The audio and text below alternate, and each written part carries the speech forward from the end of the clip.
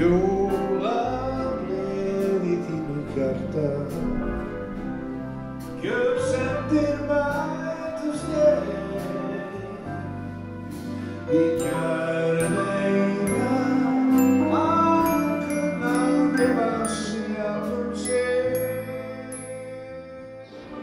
Það sem kemur mér í jólastemminguna náttúrulega snjór og þegar ég fer að heyra fyrstu jólalögin. En með mig það þannig að ég nú eiginlega alltaf í jólaskapi allt árið, þá ég að undirbúa þessa tónleika okkar Jólagesti Björgvins. Það sem kemur mér í jólastemningu snjór.